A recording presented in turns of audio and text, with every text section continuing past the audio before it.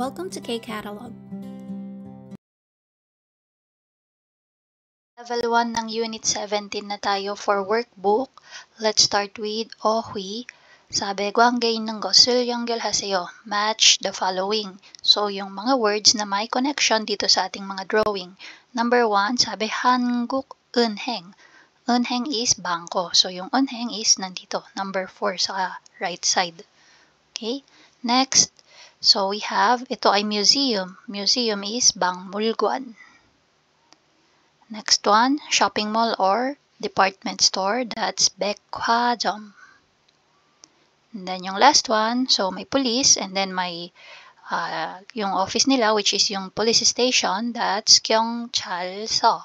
Number 2, instruction, 보기에서 알맞은 것을 골라 문장을 완성하세요. Complete the sentence and choose the correct answer from the given words. Ayan. 등록하다, ibig sabihin to register. 받다, to receive. 보내다, to send. 환전하다, to exchange. Ano yung ipapapalit? Pera. So, money exchange. So, number 1. 고향 친구의 생일이어서 어제 우체국에서 소포를 blank. So, pag sinabi mong sopo, it means parcel. So, kung may parcel ka, at ikaw ay nasa post office, malamang magpapadala ka. So, yung possible answer natin dyan is number 1, 보내다. Sabi niya, no, 고향 친구의 생일이어서. So, birthday daw nung kanyang kaibigan. Kaya daw kahapon, okay, nandun siya sa post office, and yung parcel ay malamang pinadala niya na kasi nga kahapon pa siya nandun. So, yung 보내다, magiging past tense, 보냈어요. Number 2, 주민센터에서 운동을 배워요. Sa 주민센터 daw ay nag-aaral siya ng parang kung ano man yung pag-exercise na yon. So, pwedeng pilates, pwedeng yoga, kung ano man yon. So, may kinalaman sa pag-workout. And then, 저는 다음 달에 수영반을 blank. 다음 달, next month. 수영반, it means swimming class. Okay? So, next month daw ay swimming class. So, malamang may balak siguro siyang mag-register. Kasi daam dal pa naman yon next month. So, yung possible answer is 등록하다. Transform natin to future. Kasi nga, next month pa, daam dal. So, magiging 등록할 거예요. Okay? Number 3. 외국에 출장을 갈 거예요. Pag sinabi mong 외국, outside the country, sa ibang bansa. 출장, ibig sabihin, ito yung pagpunta mo sa ibang bansa because of work. Ayan, so work-related yung paglabas mo ng bansa. 갈 거예요, naka-future tense, no? So, gagawin niya pa lang. 그래서 국제 운전면허증을, that's why, 국제 운전면허증, ibig sabihin ng 국제 international. And then, yung ating 운전면허증 is driver's license. Okay. And then, ano yung kasunod? 으로 경찰서에 갔어요. So, nagpunta daw siya sa police station. Bakit kaya? Ano yung meron? Yung international driver's license. So, yung natitirang pagpipilian is 환전하다 or 받다. So, malamang 받다 yon, to receive yung kanyang driver's license. Okay? So, dito, dahil may 으로, so, i-drop natin yung da nung 받다.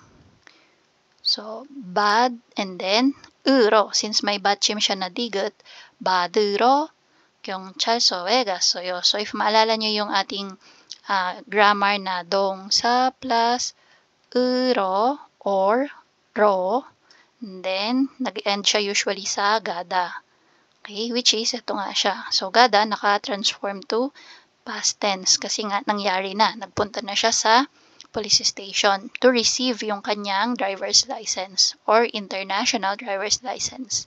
Okay, so yung sagot dyan is 받으러 경찰서에 갔어요. Number 4, 한국 돈을 우즈베키스탄 돈으로 바꾸고 싶어요. So, gusto niya daw papalitan yung kanyang Korean money to Uzbekistan money.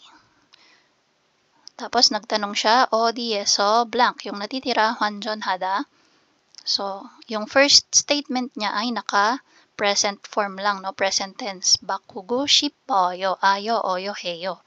So, yung second, yung question natin, ganun lang din yung gagawin natin. Ayo, oyo, heyo.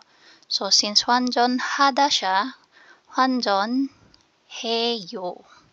Yan. So, saan ako magpapapalit? Yun yung question niya. Number 3, same lang ng instruction kanina sa number 1. I-match daw yung picture at yung mga words. So, para mas madali, yung words muna yung tingnan natin. So, dito sabi, dambe. Ano ba yung dambe? Yung sigarilyo. Sregi, trash, basura.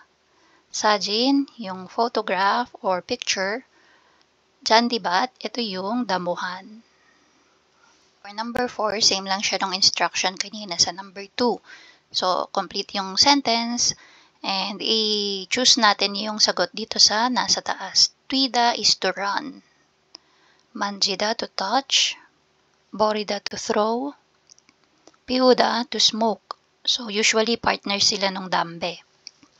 So, number 1 sentence, Seregitonge jogie isoyo. Sabi niya, the trash can is over there. So, nandun daw yung tapunan ng basura. Seregi는 seregitonge blank. So, sabi niya, yung basura po ay sa basurahan. Blank sa basurahan. So, ano kaya yon? So, malamang we're talking about basura. So, throw ito, borida. So, yung borida, i-transform natin to useyo-seyo. So, bori, dahil, so, drop na yung da, no? Wala siyang batchim. So, seyo. Bori, seyo. Kumbaga, ano siya, ko-command, nag-uutos, or nakikiusap. So, please, pakitabon yung mga basura sa basurahan. Yan. Number 2, 여기는 금연이에요. So, dito po ay no smoking area. So, pag sabing 금연, no smoking area. Yan. 담배는 밖에서 blank. So, sabi, pag maninigarilyo daw, doon daw sa labas manigarilyo. Okay, so piuda magiging piu, wala siyang batchim, seyo. Okay, so piu, seyo. Doon po kayo sa labas mag-smoke. Number 3, 저는 아침마다 공원에서 30분씩. Ako, every morning sa park, for 30 minutes. So, yung shik dyan is parang for every 30 minutes or for 30 minutes. Ano yung ginagawa niya sa park? Malamang ay tumatakbo for 30 minutes. So, si Tuida, transform natin to, dahil every morning yung ginagawa niya, routinary, so, present form yung gagawin natin. Tuiyoyo. Tui, tapos, oyo. Next, number 4. 그 박물관에서는 물건을 직접 blank, go. So, nakadugtong si go dun sa last na word. 사진도 찍어요. So, ibig sabihin, 만지다. So, drop sida, man, ji, and then go. So, naalala niyo yung go. So, ang purpose niya dyan is end, or yung gamit niya is end. Okay? So, sabi niya, dun daw sa Bangmolguan, dun sa museum na yon, yung mga nakadisplay daw doon ay pwede mong hawakan and pwede mo ring picturean. Yan. So, yan yung ating vocabulary. And that's it. If you find this video helpful, please hit the like, share, and subscribe button. So I still hope to see you in the upcoming videos, and again, thanks for watching.